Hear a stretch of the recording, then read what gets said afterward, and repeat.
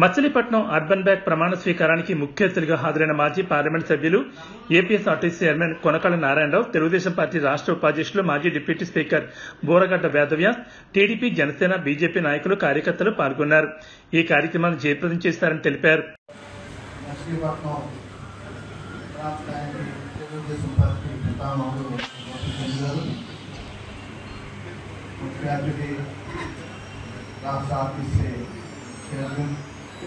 మాజీ పార్లమెంట్ సభ్యులు నారాయణ గారు, అదేవిధంగా ఈరోజు మరి అర్బన్ బ్యాంక్ చైర్మన్గా నియమింపబడ్డ దిలీప్, ఇతర కార్యవర్గ సభ్యులు అందరూ, కూటమి సభ్యులందరికీ కూడా నా నమస్కారం. చాలా సంతోషించదగ్గ విషయం.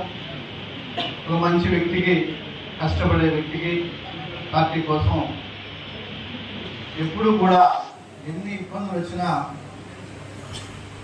తను ఎదరకుండా పోరాడినటువంటి దిలీప్కి మరి కూటమి ప్రభుత్వంలో నరేంద్ర గారు మంచి నిర్ణయం తీసుకుని ఆయన్ని చైర్మన్ చేయడమే కాకుండా మరి మంచి కార్యవర్గాన్ని కూడా ఏర్పాటు చేయడం చాలా సౌకర్యం. ఎందుకంటే 105 సంవత్సరాల చరిత్ర కలిగినటువంటి అర్బన్ బ్యాంక్ దీనికి చాలా ఇస్తుంది. ఒకప్పుడు ఇద్దరు వ్యక్తులు దీన్ని ప్రారంభించారు. ఈ అర్బన్ బ్యాంక్ వెన్నకోట బ్రహ్మం గారు ఒక ఆయన ఉద్యోగి కానీ ఈ అర్బన్ బ్యాంక్ని ప్రారంభించారు. అప్పట్లో ఇన్ని కమర్షియల్ బ్యాంక్స్ లేకపోవడం మూలంగా అర్బన్ బ్యాంకు ఈ యొక్క ప్రాంత ప్రజల అవసరాలు తీర్చడానికి చాలా బాగా ఉపయోగపడింది. ఇది 75 సంవత్సరాలు వచ్చేసరికి నరసింహారావు గారు దాన్ని డైమండ్ జూబ్లీ బ్రహ్మాండంగా చేసి దాని విశిష్టని బాగా పెంచారు.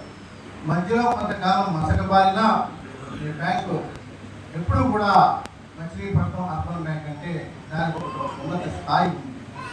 ఆ స్థాయిని తప్పకుండా మిత్రుడు దిలీప్ గారు వారి యొక్క కార్యవర్గం నిలబెడతారని, ఈ రోజు ప్రమాణ స్వీకారం రోజునే మరి 1,80,00,000 డిపాజిట్స్ తీసుకొచ్చారు. 1,56,00,000 రూపాయల డిపాజిట్స్ తీసుకొచ్చారంటే నిజంగా చాలా గొప్ప విషయం. చాలా మంది చైర్మన్ అయిన తర్వాత, ప్రెసిడెంట్ అయిన తర్వాత డిపాజిట్ వర్గం పెడతారు, కానీ వాళ్ళు ప్రమాణ స్వీకారం చేసే రోజు తిరిగి తీసుకురావడం అంటే ఇక ముందు కూడా మంచి డిపాజిట్స్ వచ్చి ఈ బ్యాంక్ అభివృద్ధి చెందుతుంది. ఎందుకంటే బ్యాంక్ సక్సెస్ కావాలంటే డిపాజిట్స్ రావాలి, లోనింగ్ చేయాలి, రికవరీ కావాలి. ఈ మూడు కూడా ఉంటేనే బ్యాంకు ముందుకు వెళ్తుంది.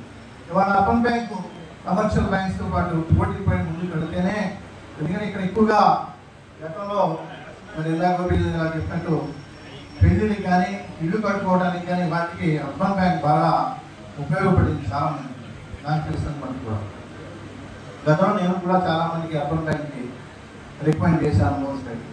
అట్లా అదేవిధంగా 27 సంవత్సరాల నుంచి రాజ్ కుమార్ గారు ఈ బ్యాంకుని మరి ఆయన ఎన్ని ఒడిదుడుకులు వచ్చినా ముందుకు తీసుకెళ్ళడం అంటే సీఈఓగా ఉండి చాలా గొప్ప విషయం.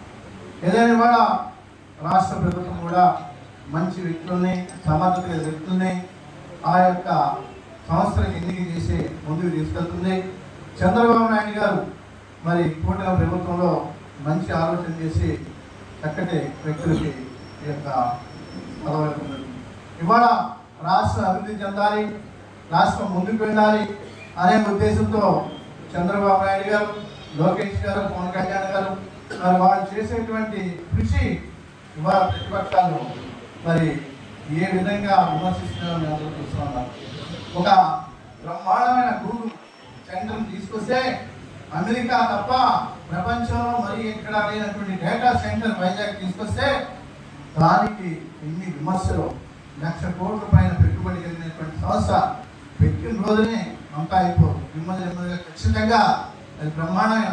ఎందుకంటే మొన్న ఒక చదివాను, 11వ తారీఖున 12వ తారీఖున వాల్ స్ట్రీట్ జనరల్ న్యూయార్క్లో వాళ్ళు రాశారు ఆ పేపర్లో, Vizag is becoming a hub for IT and semi conductor system అని చెప్పి.